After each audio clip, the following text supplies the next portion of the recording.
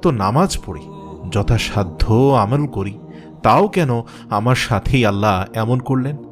আমাদের জীবনে কিছু একটা ঘটলেই আমরা এ ধরনের বহু কথা বলে থাকি। আল্লাহ আমাদের কোনো প্রশ্নেই অনুত্তরিত রাখেন না। এই ব্যাপারটিও তার ব্যতিক্রম নয়।